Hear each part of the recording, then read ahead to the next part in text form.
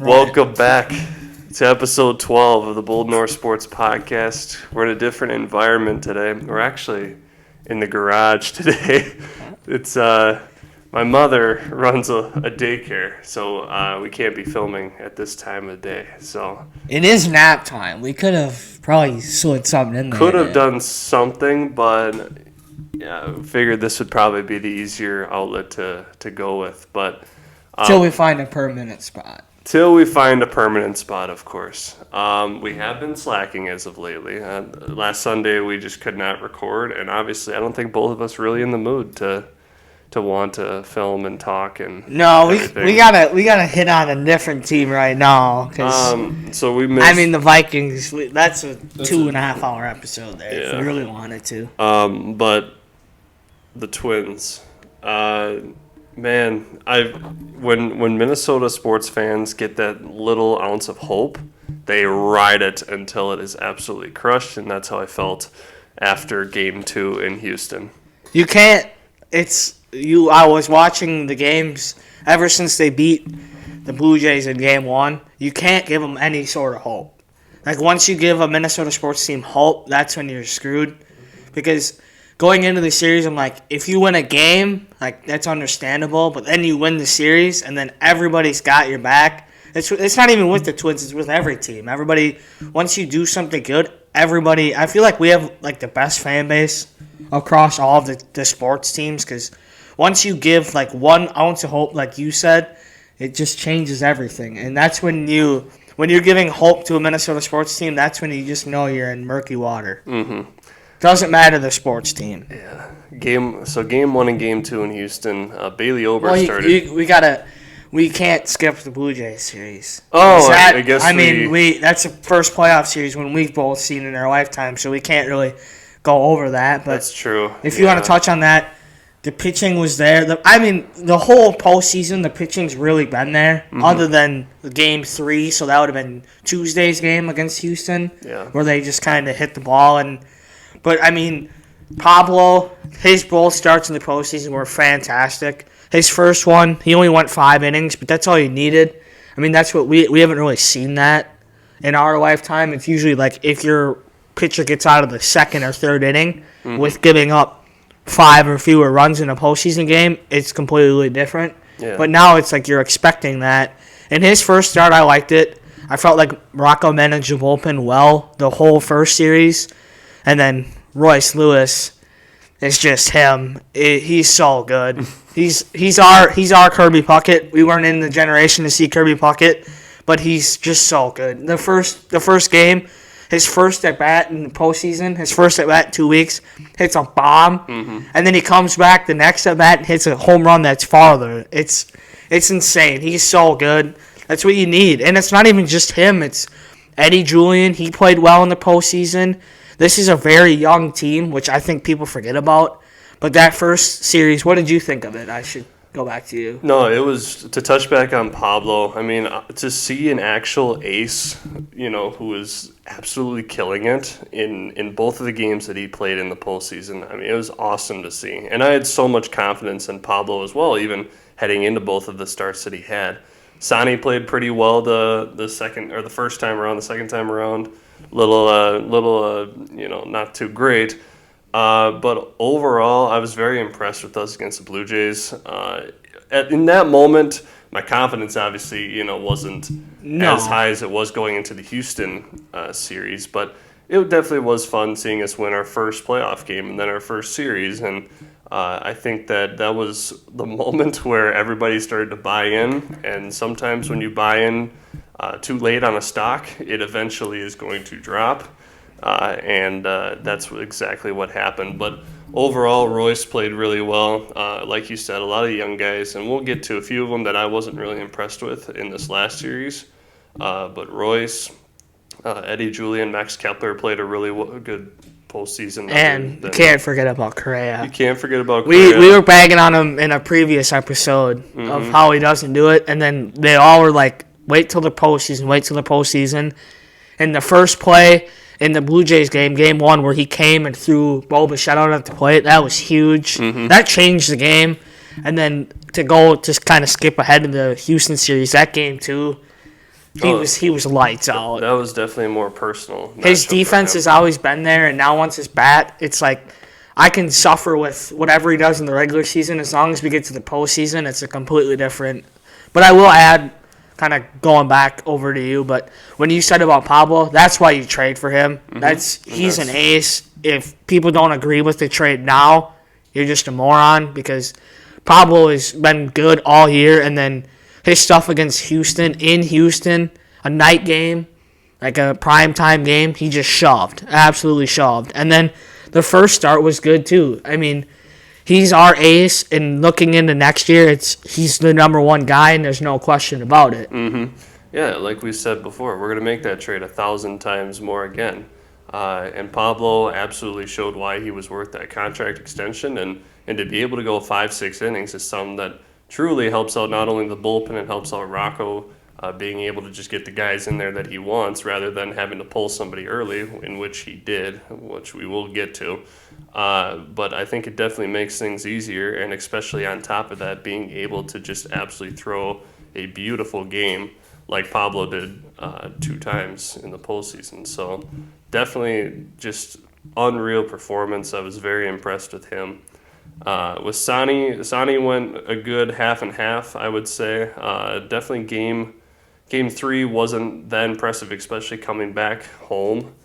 And you have a sellout crowd in both games. And you just, and obviously the batting wasn't that great in the last 2 games against Houston.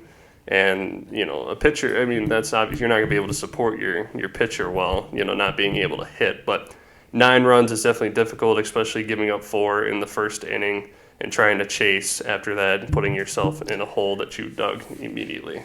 Yeah, the first game for Sonny was good. I was actually at game 2, so it was kind of fun to see him in person pitch. He pitched well, everybody really, but he got roughed up. It's another one of those things where if you really nitpick, if Kirilloff makes that play in game 3 right away, you probably get out of that, maybe 2-0.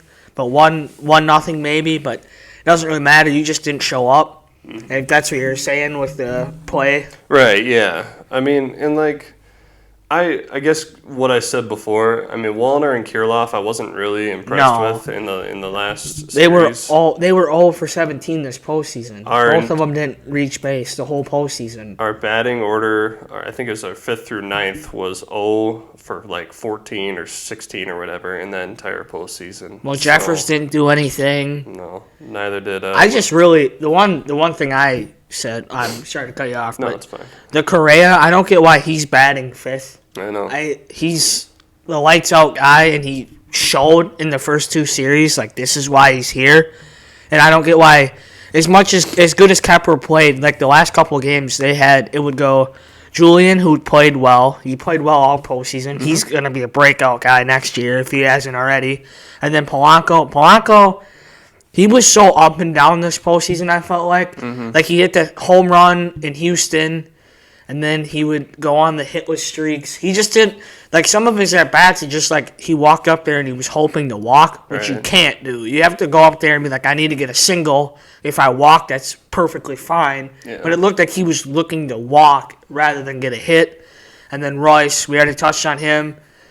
And then Kepler, I just don't get... He played well. He had some good hits. He had a big hit last night to open the game. Absolutely. But it's why would you... Because if you go from Lewis to Correa, you can't pitch that. No. If you're an opposing pitcher, you can't... Those are your 2 in this lineup without Buxton, which we'll get to later, is you have to have them 2 hit back-to-back. Because that's a pitching nightmare in the postseason. Because even if Lewis gets on base, then you got Correa batting with a guy on. Right. Where now you go, Lewis gets on base, and then you essentially have to get through Kepler. He has to get on base or find a way on, and then you go to Correa. Why wouldn't you just go from Lewis or Correa to Lewis or Lewis to Correa? I feel like that would be a bigger meat of the order than to switch them up, I guess. If you want to look at it more analytically, and I mean, let's say Royce is up, there's 1 out, right? He gets on base, right? I'd rather have Carlos Correa, right, ground out in a double play than not have him in that spot. Exactly. Last night, the game ended on Kepler striking out, which wasn't a strike. No, it wasn't. But still, that should be Correa. Like, this is why you pay him. You pay him to be your fourth batter in an October game. Like, because that was the biggest game in Target Field history to date. Why isn't he the one? I love Kepler, but I would rather win or lose in October on a Correa play than a Kepler play. It's just the way it is, because you're playing Correa more money than you are Kepler. So why not? Because Lewis got on base, like we were saying, and then now Kepler's up, where it's like, why isn't this Correa? And that's really what it made me think of last night, was like, it should be Correa here, because it would be even cooler if he would hit like a walk-off home run, because it would have been against Houston. Yeah. But I just, that's the one thing I didn't really get.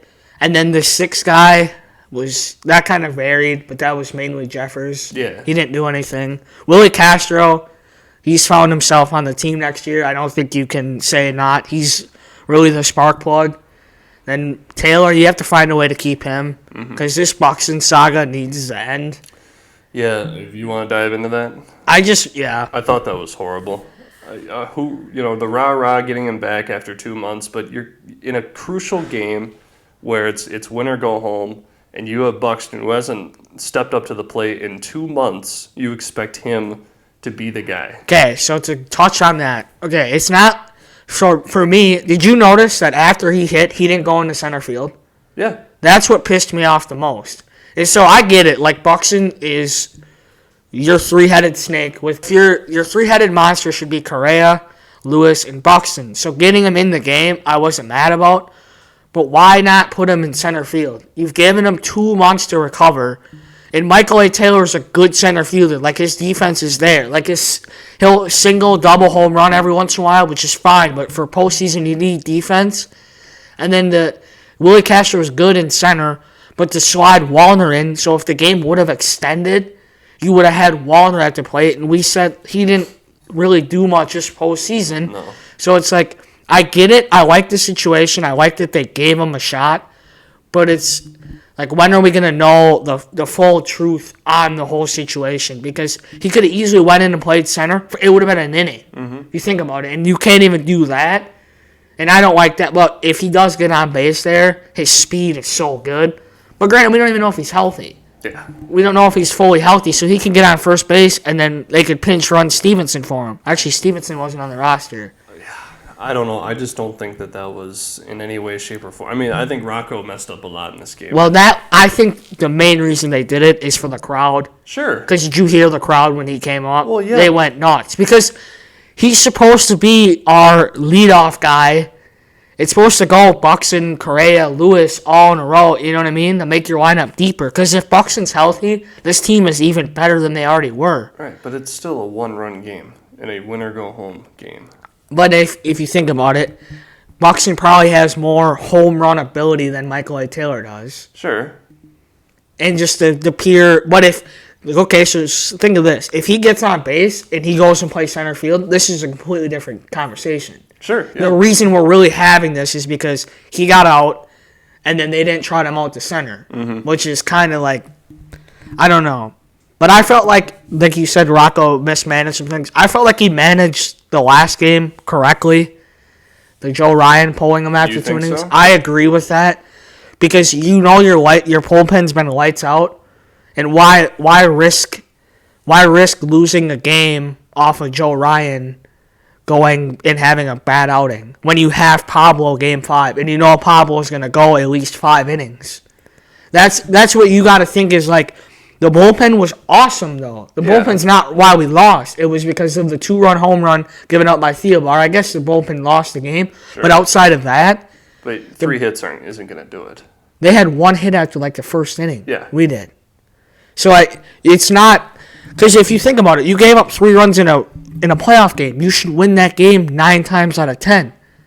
So, like, you can't really sit here and be like, he mismanaged it because he pulled Ryan early. I'm sure if it would have gone to a game 5, Ryan would have been out of the bullpen. Because you can't fully assume what would happen with not being a game 5. Because if, let's say Pablo goes 4 or 5, because he's, they've already seen him, so you're not going to give him the full leash.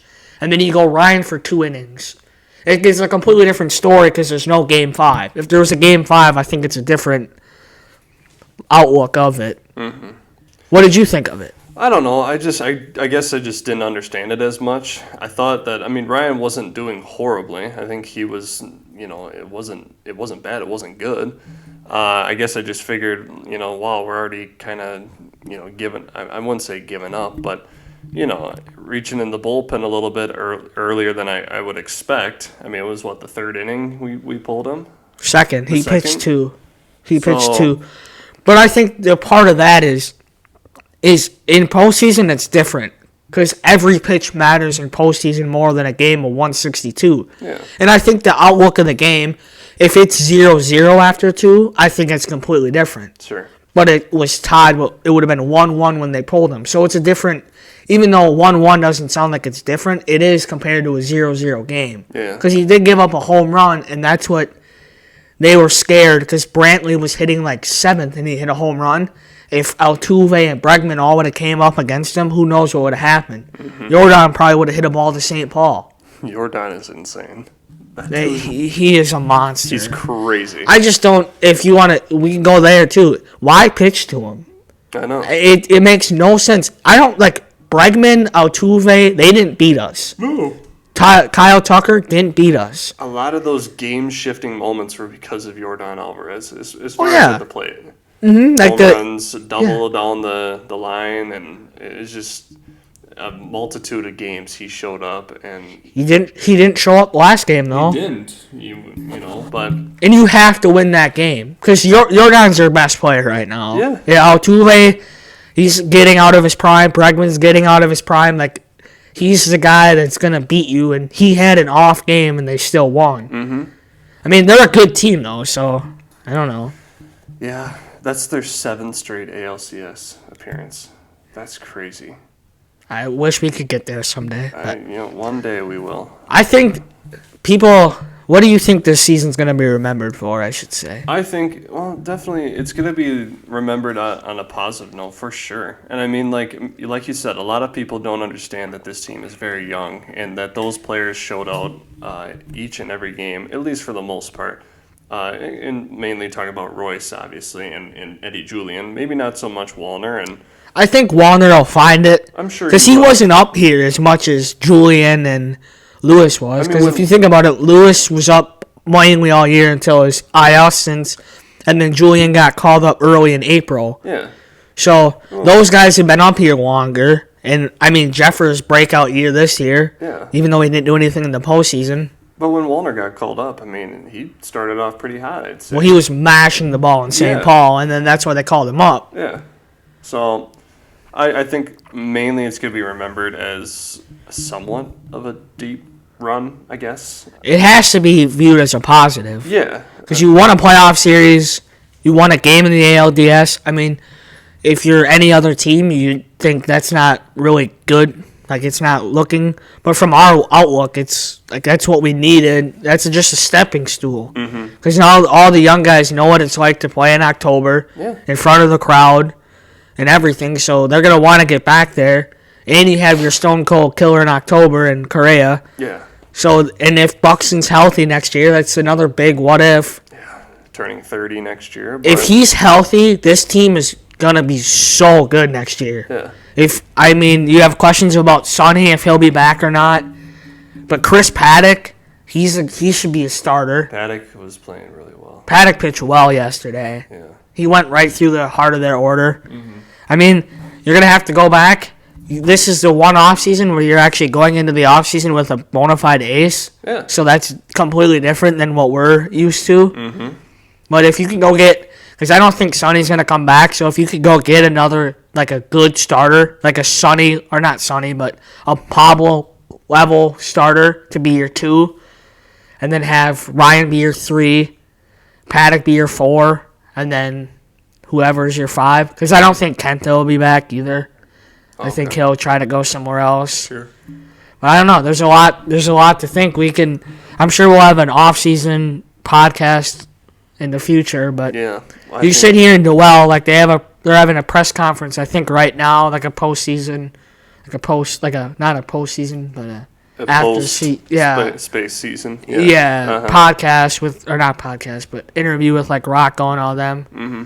So I don't know what to. No, they should be proud of themselves. And like coming into the series, we've talked about it all the time. Is that like the bats needed to start getting going, and they never did. Ultimately, that was the downfall of last game and a few other games in the series, and kudos to obviously the guys who were consistent with Royce and Correa and Julian and Kepler and Farmer. Can't forget about Farmer. I really don't know why he didn't play really at all. Game 2, he sparked that.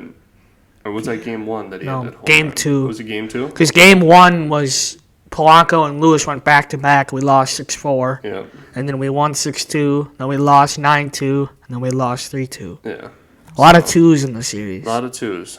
So. But if you go back to the Blue Jays series, that's what you have to do, is you have to win those games, and you did. So if you can keep doing that, if you look back though, the offense was never there. No, not at all. You scored 6 runs one time in the postseason. Yeah, and that's it. And it correlates to a lot of other sports. You can only play defense for so long. You can only stop a team for so long.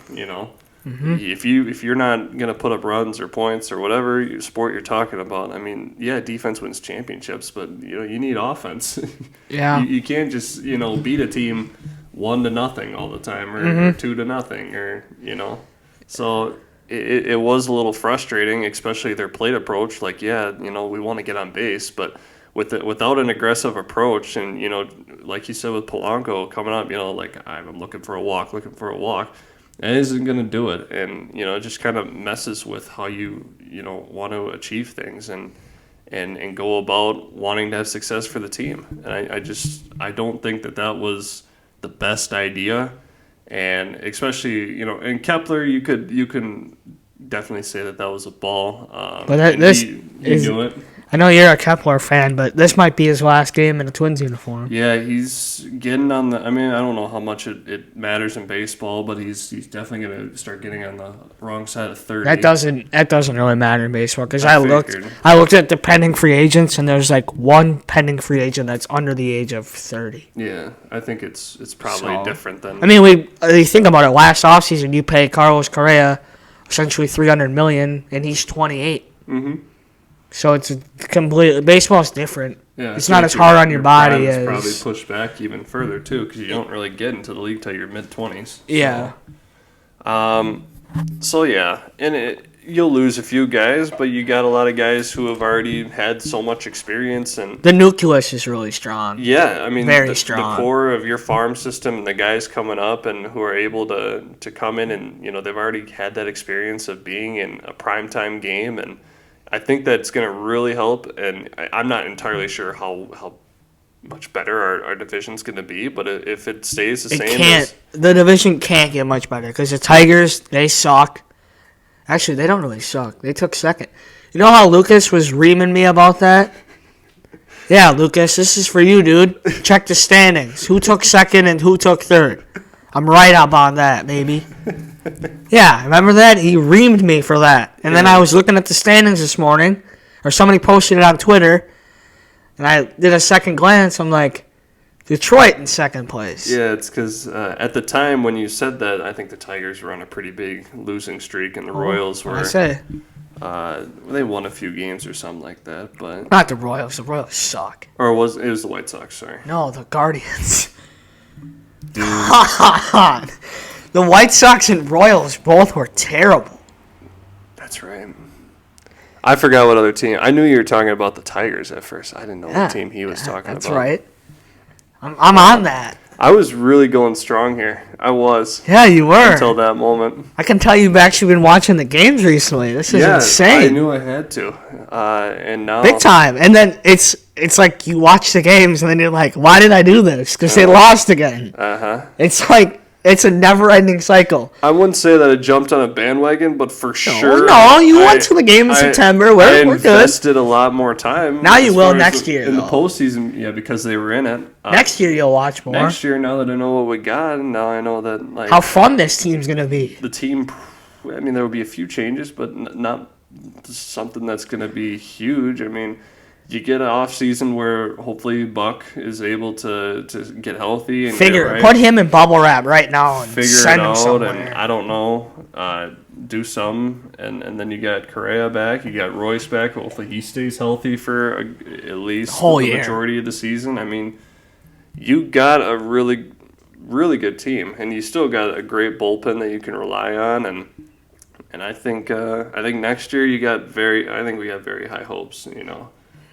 Coming into this postseason, yes, I did. I definitely jumped on the old, I bet there were a lot of, like, oh yeah, I'm a Twins fan kind of people who are like, oh yeah, let's go Twins, because it's the postseason. That's me. That's not me. I watch every game I can.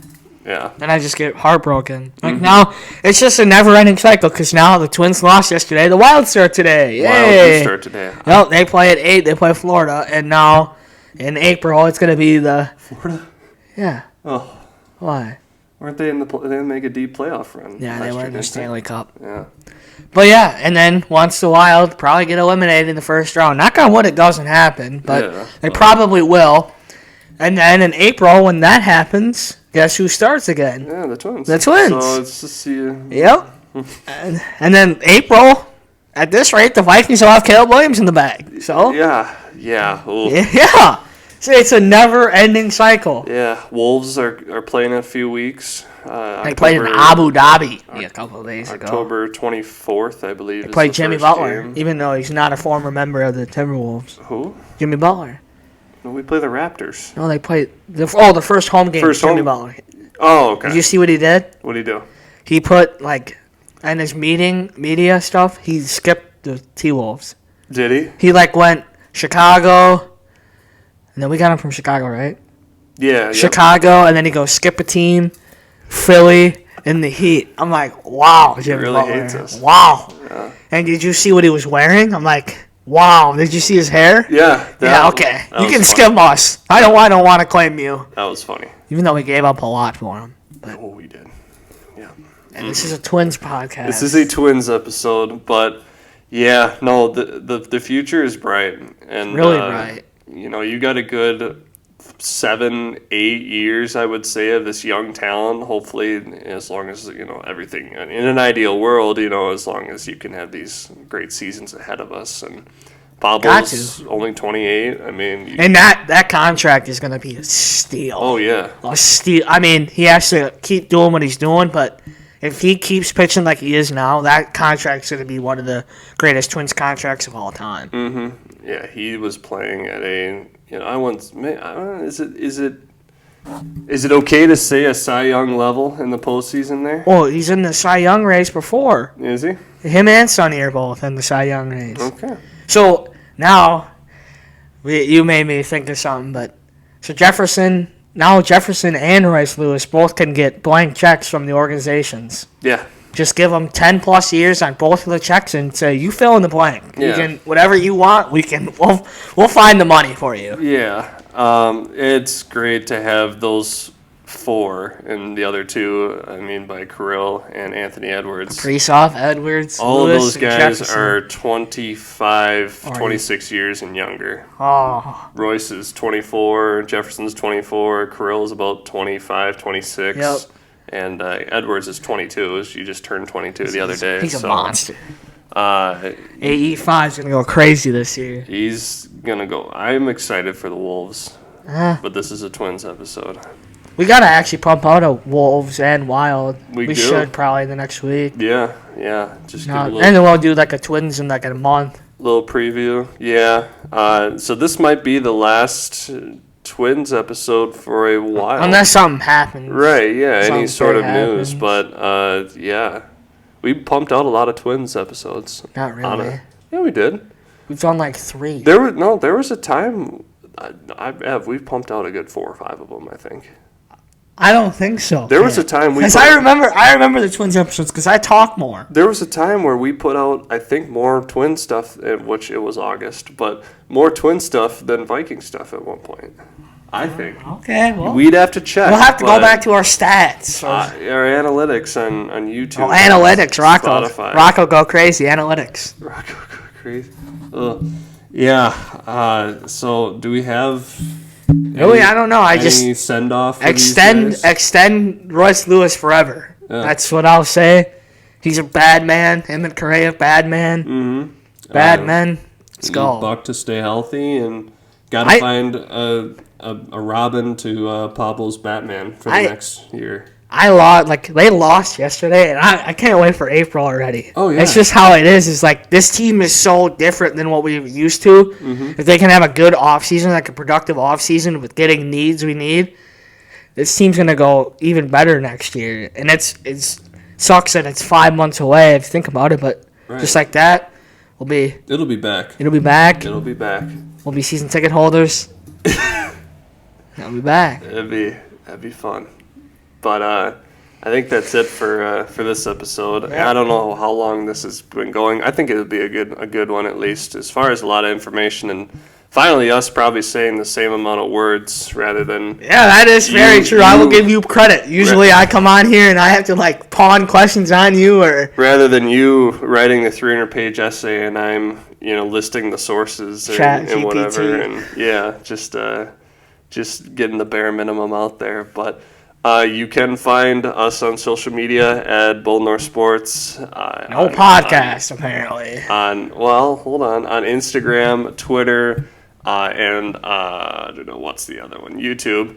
I guess that's what you're watching right now. And on TikTok, Bold North Sports Podcast is what it is on TikTok. Sorry. We got our guys, our Clips guys. Slacking. Come on, guys. They've been slacking for a while. We've been slacking. All of us have been slacking. Well, not really. We're just 3-4 days late. We usually film on Sunday nights. It's Thursday. Right. Yeah. That'd be we'll be all right. Audio podcasts are on Spotify and Apple Music at Bold North Sports. Ev, you can hit them with a dice roll. I bet. And we will see you guys next time.